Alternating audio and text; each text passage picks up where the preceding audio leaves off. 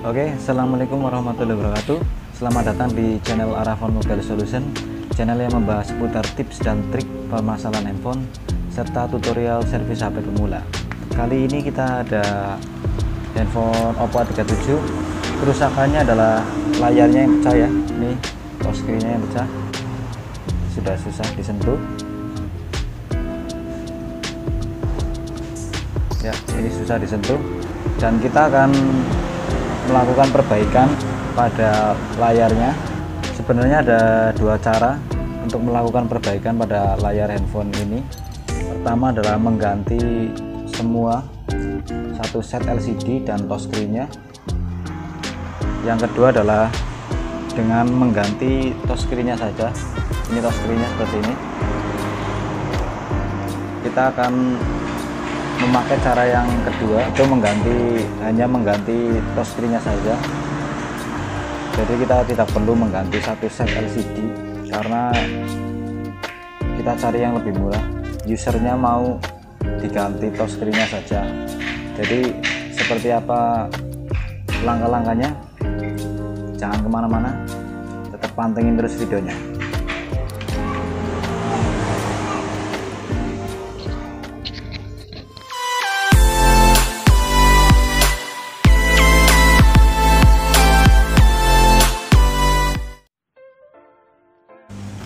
Pertama-tama kita keluarkan slot SIM, matikan ponsel, lalu kita bongkar casing belakangnya dengan hati-hati.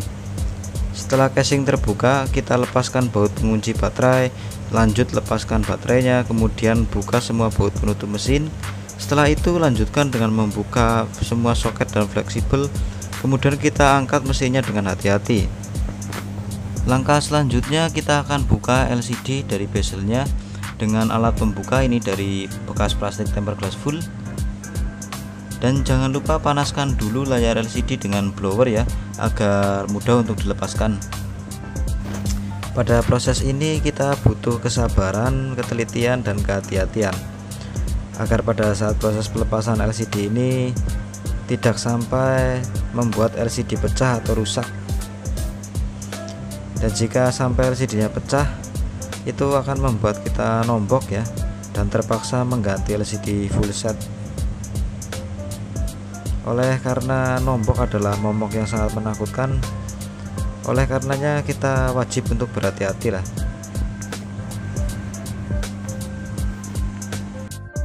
Setelah layar LCD terbuka, jangan lupa bersihkan bila mana ada stiker yang masih menempel di belakang LCD, karena ini sebuah LCD bukan mobil balap. Jadi harus dibuang ini ya. Dan bersihkan juga sisa-sisa lemnya. Kita pasang kembali mesinnya. Ini kita akan mencoba apakah LCD-nya masih berfungsi dengan baik atau tidak. Ya, LCD-nya masih normal. Lanjut di LCD separator, kita akan memisahkan LCD dengan touchscreen-nya menggunakan kawat ya. Ini saya pakai kawat yang 0,10. Ini bagus, ini kuat namun lembut ya. Dengan suhu 80 derajat kita panaskan layar LCD di atas separator. Jika sudah cukup panas, kita ambil kawat pemisah, kita gesek-gesekkan dulu seperti ini. Tujuannya agar kawat pemisah meregang sehingga pada saat proses pemisahan LCD, lapisan polarizer LCD tidak ikut terangkat ya, dan membuat LCD menjadi rusak. Kita pisahkan dengan menggesek-gesek kawat pemisah secara perlahan, dan jika sudah sampai ujung, kita angkat LCD menggunakan kawat tadi.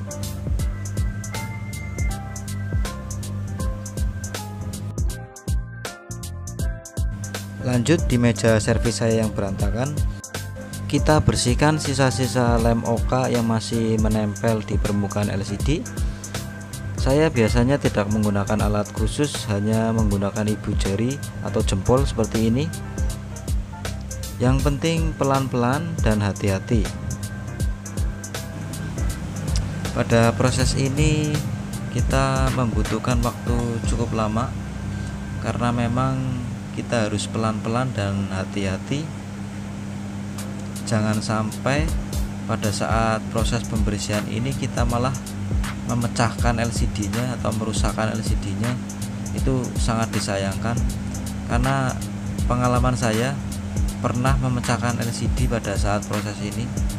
Rasanya itu sesak di dada, karena kita sudah capek-capek ya, kita sudah sudah berhasil pisahkan LCD-nya dengan touchscreen-nya, sudah sampai di proses pembersihan lem OK seperti ini, malah kita pecahkan.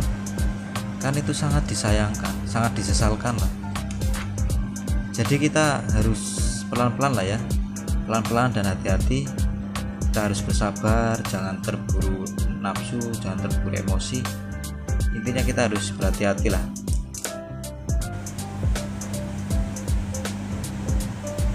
Harus pelan-pelan ya, jangan terburu emosi, jangan terburu nafsu. Ini pengalaman saya, pernah sampai jempolnya sampai melepuh gara-gara satu hari ada sekitar 4 orang ganti touchscreen. Jadi satu hari itu bersihkan 4 LCD pakai jempol, sampai jempol saya melepuh. Tapi ya alhamdulillah lah, down semua dan sukses semua, nggak ada masalah, nggak ada komplainan. Walaupun ibu jari sampai melepuh, jempol sampai melepuh, tapi ya alhamdulillah lah, dapat cuan gitu ya. Ya, lem OK nya sudah hilang semua ya, tapi masih ada sisa-sisanya. Nanti sisa-sisanya kita bersihkan pakai ini, pakai abu rokok. Ini abu rokoknya mereknya Surya 12. Kita tambahkan sedikit minyak kayu putih tadi itu ya, kita ratakan seperti ini sampai betul-betul rata ya. Jangan lupa minyak kayu putihnya jangan terlalu banyak, yang penting rata saja. Kita ratakan seperti ini. Kita tambahkan jika terlalu banyak minyak kayu putihnya, takutnya kalau minyak kayu putihnya terlalu banyak ini merembes ke dalam LCD-nya, itu malah bahaya ya. Kita gosok-gosokkan. Ini saya terinspirasi dari nenek saya, dari mbah-mbah saya ya, yang zaman dulu itu kalau bersihkan pantat teflon, pantat panci itu pakai abu, digosok-gosok pakai abu. Jadi ini saya terapkan di pekerjaan saya sebagai seorang teknisi. Jadi saya menerapkan dari orang zaman dahulu ya, membersihkan pantat panci pakai abu. Saya terapkan, saya bersihkan LCD pakai abu, tapi abu rokok ya, jangan abu yang lain. Oke, sudah bersih, kita lanjut bersihkan dengan alkohol 70% pakai tisu. Ini alkohol fungsinya untuk menghilangkan minyak kayu putih tadi ya, soalnya alkohol selain bahan hand sanitizer juga bisa menghilangkan minyak, yang saya tahu seperti itu. Kita akan coba tes LCD-nya. Ya, bagus sekali, masih normal ya, ada tulisan Oppo di situ.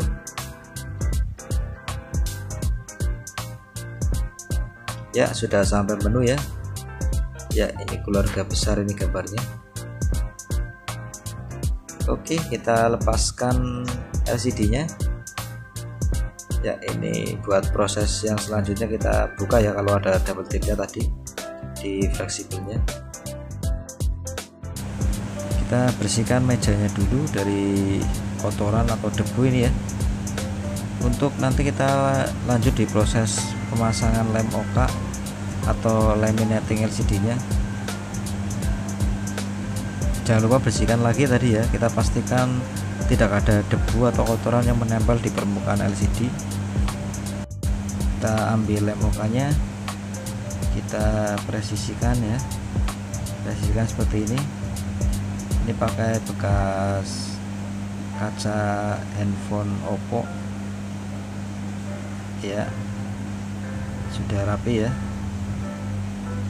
Selanjutnya kita mau potong bekas-bekas sisa-sisa lem OK-nya yang masih panjang-panjang ini ya, karena saya biasanya pakai yang lebih besar. Memang kalau 4 inci ya pakai yang 5 inci, kalau yang 5 inci pakai yang 5,5 begitu ya. Jadi memudahkan kita dalam pemasangan lem OK ya. Oke, kita akan coba LCD dan touchscreen-nya. Ini saya salah ambil touchscreen ya. Ya ternyata salah ambil touchscreen. Nah, touchscreen A71. Iya, touchscreen-nya A37. Kita pasang soket-soketnya, kita pasang baterai, kita nyalakan handphonenya. Ya, sudah ada tulisan Oppo. Kita tunggu booting.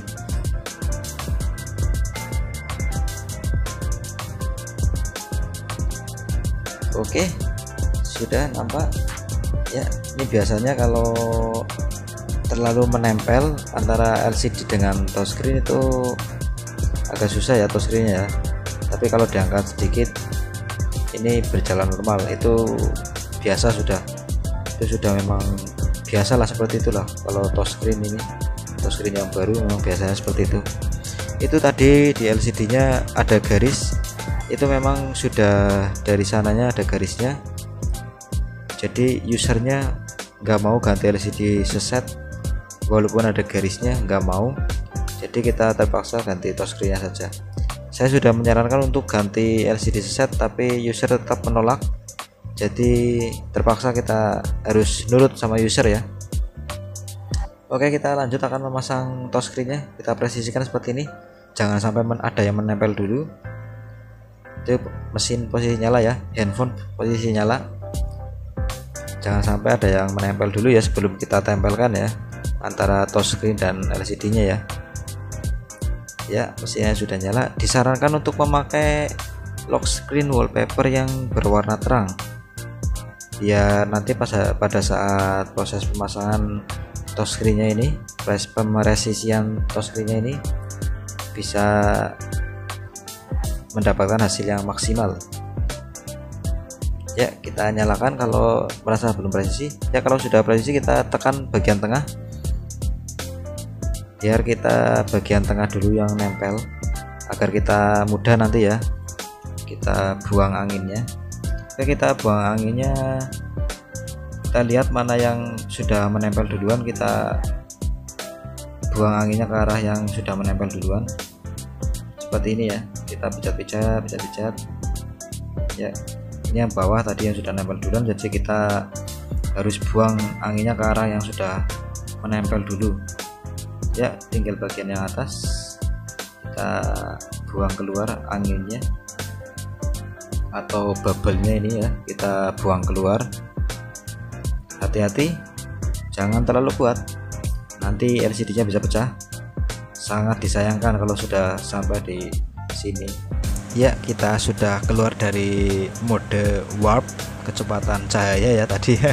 Videonya dengan kecepatan cahaya, kita sudah keluar dari kecepatan cahaya ya. Ini dia LCD-nya, sudah masih sedikit ya. Tadi kita sudah dorong keluar, ini tinggal sedikit bubble-nya atau anginnya. Kita lanjutkan, kita buang anginnya dengan bubble remover. Ini saya pakai yang murah, ini yang DIY atau buatan sendiri. Ini nanti kita press dengan kasih angin sampai 90 PSI saja sudah cukup. Biasanya saya 90 PSI sudah sangat mumpuni, sudah cukup lah.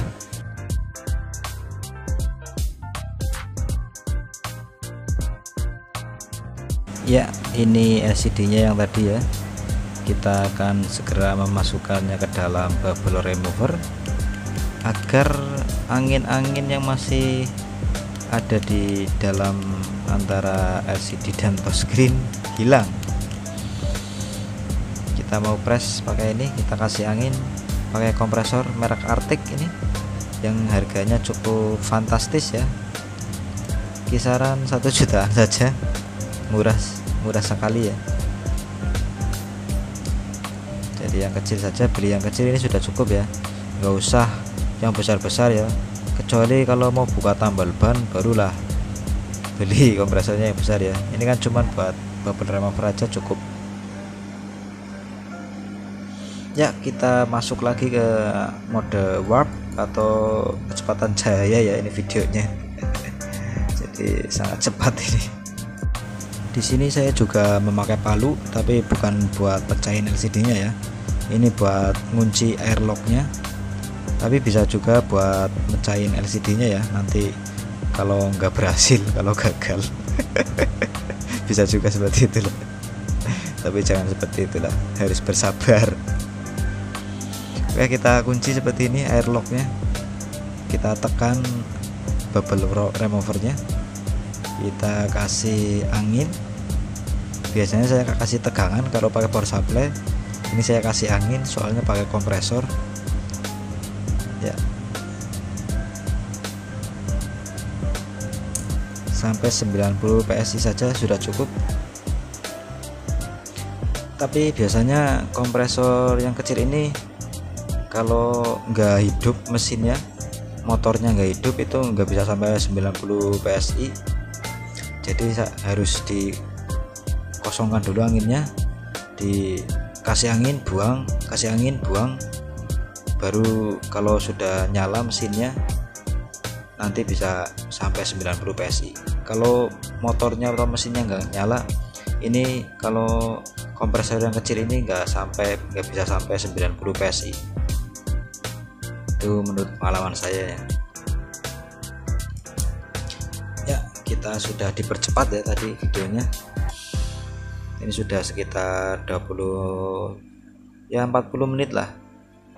Jadi 20 menit kita panaskan, sudah 20 menit kita matikan, tambah 20 menit lagi sudah dingin ya bubble removernya. Kita bisa buka dan lihat hasilnya. Terus kita masukkan ke lampu UV ini ya, buat ngeringin lampu oka, dan ini dia hasilnya. Sangat mempesona ya, sangat mantul. Oke, lanjut kita bersihkan bezelnya ini ya, apa bahasanya lah, bezel. Ada yang bilang bezel, ada yang bilang frame, ada yang bilang casing, ada yang bilang tulang tengah, whatever lah ya. Ini kalau saya bilang bezel. Ini kita bersihkan. Saya biasanya pakai ini pahat, soalnya saya dulu juga pernah kerja di kayu, jadi terbiasa pakai pahat. Sampai jadi seorang teknisi pun masih pakai pahat dan palu tadi ya. Ini jadi curhat ini ya. Bersihkan sampai bersih, jangan sampai tidak bersih ya, karena percuma kalau membersihkan tapi masih tidak bersih. Kan percuma kalau niatnya bersihkan tapi masih kotor. Itu namanya bukan membersihkan ya, itu membersihkan sedikit ya. Ini lama sekali prosesnya walaupun sudah dipercepat. Ini saya sudah nggak sabar jadi dubbing ini ya. Kita bersihkan sampai bersih ya. Kita kasih lem. Ini saya pakai lem yang berwarna putih, mereknya Mekanik. Ini lumayan bagus ya. Jadi kalau yang merek ini walaupun sudah lama dia tidak mengeras, nggak seperti lem-lem yang lain. Kalau sudah lama itu mengeras, jadinya kayak lepas sendiri ya lem-lemannya. Oke, kita pasang LCD-nya. Ups ya, kita lepaskan dulu tadi di baut ya. Waktu laminating mesinnya dibaut biar tombol on off-nya enak dipencet. Oke, kita presisikan seperti ini. Kita pasang soket-soketnya, kita pasang baterainya ya. Langsung rakit saja ya ini biar cepat videonya, nggak usah tesnya nanti di belakang lah. Yang penting down, yang penting jadi, dan yang penting bisa buat bikin konten seperti ini ya. Kita pasang semua bautnya sudah, kita pasang casingnya.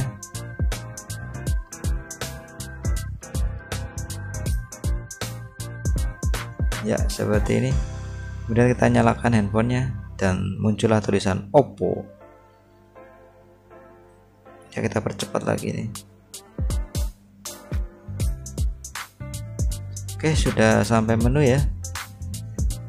Kita mau tes lagi touchscreen-nya apakah berfungsi dengan baik. Ya, touchscreen-nya oke ya, buat nulis juga oke. Kita tes back, recent, home, oke. Tandanya kita sudah berhasil, dan ini adalah sebelum dan sesudah handphone ini diperbaiki ya, atau diganti touchscreen-nya.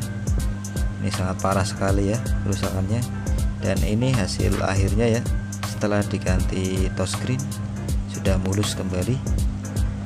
Oke, cukup sekian video tutorial dari saya. Kalau ada salah-salah saya mohon maaf, dan jika video ini bermanfaat jangan lupa untuk klik like dan subscribe channel saya. Sekian, wassalamualaikum warahmatullahi wabarakatuh.